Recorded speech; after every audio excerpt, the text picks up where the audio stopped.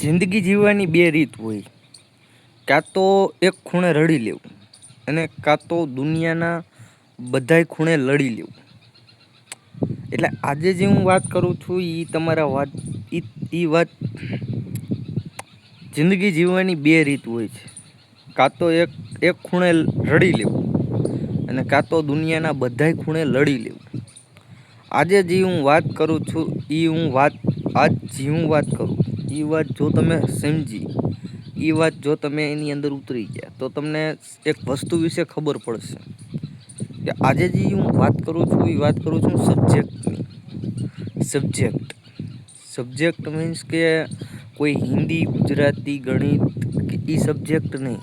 Subject એટલે એક વસ્તુ કે જે વસ્તુ માથે તમે કામ કરો, જે વસ્તુને લઈને તમે કામ કરવાનું ચાલુ કરો, જે વસ્તુને લઈને તમે ડિસિપ્લિન થયા હોય એને તમે સબ્જેક્ટ કહો.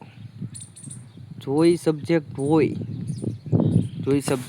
છે તો તમે એ સબ્જેક્ટને લઈને આગળ વધી શકો, તો તમે એ સબ્જેક્ટને લઈને તમારી લાઈફમાં આગળ વધી શકો.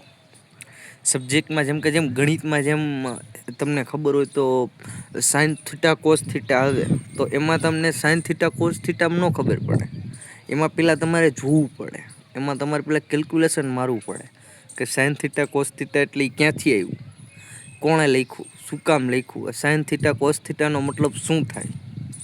એ એક વસ્તુનો તમે જ્યારે સાર કાઢો ત્યારે તમને એક નાનું એવું મીંડું હોય ને એમાં વચાઈ રહેલું હોય ને તો એ તમને સમજાય કે આને સાઇન થીટા કોસ થીટા કહેવાય, આ શું કામ થાય, આનો મતલબ શું છે. એટલે એ રીતે જ હું કહું છું કે એ એક સબ્જેક્ટ છે કે જે સબ્જેક્ટમાં તમને ખબર પડી જાય, જે સબ્જેક્ટમાં તમને બધી વસ્તુ ક્લિયર થઈ જાય, જે સબ્જેક્ટમાં તમને બધી વસ્તુ સમજાઈ જાય, એને સબ્જેક્ટ કહેવાય.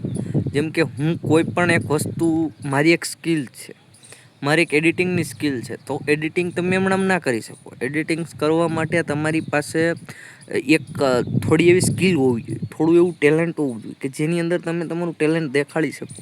એડિટિંગ હમણાં ના થાય. એડિટિંગ કરવા માટે એવું થોડું એક ડાયરેક્ટ 2 વિડીયો નાખી દીધા, ચોંટાડી દીધા, ડાઉનલોડ કરીને નાખી દીધા, ના એમનું હોય.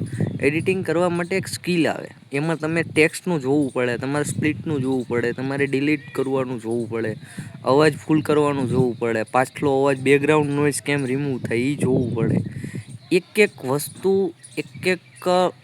વસ્તુને પકડીને જે ભેગું કરવામાં આવે, જેને ભેગું કરીને એક વસ્તુનું જે નિવારણ થાય ને, નિવારણ થઈને જ્યારે એ વસ્તુ બૂમ કરીને બહાર નીકળે અને જ્યારે એ બૂમ કરેલી વસ્તુ જ્યારે વાયરલ થાય, એના એડિટિંગ સ્કિલ કરીને એડિટ વિડીયો કરી નાખો.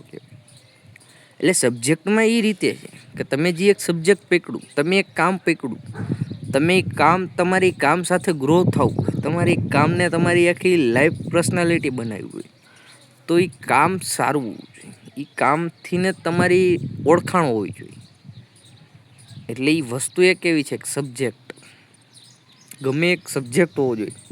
કે હું અત્યારે કદાચ કારખાનામાં કામ કરું તો ત્યાં હું મશીનરીમાં કામ કરું, બીજું ખાતું હોય બફિંગ ખાતું હોય, ત્રીજું ખાતું હોય નિકલનું હોય, આલી બાજુ એનોડાઇઝ, ઓલી બાજુ પેકિંગ ખાતું હોય, તો હંધાય ખાતાના જે એ બધા અલગ અલગ હોય.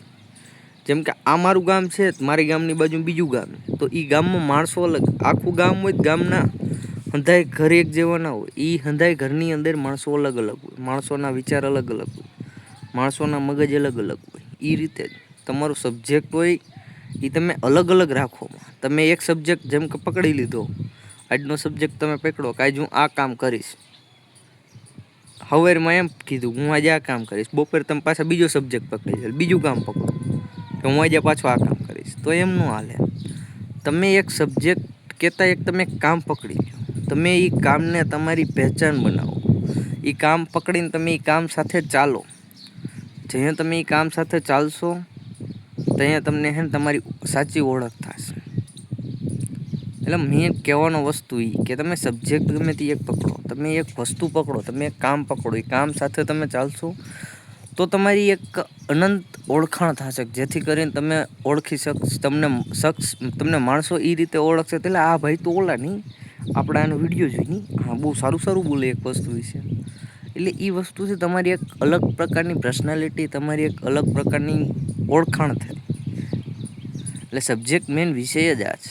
તો ચાલો મળું તમને પાછો નવા વિડીયો સાથે, નવી એક વાત સાથે. Bye bye, take care, peace out.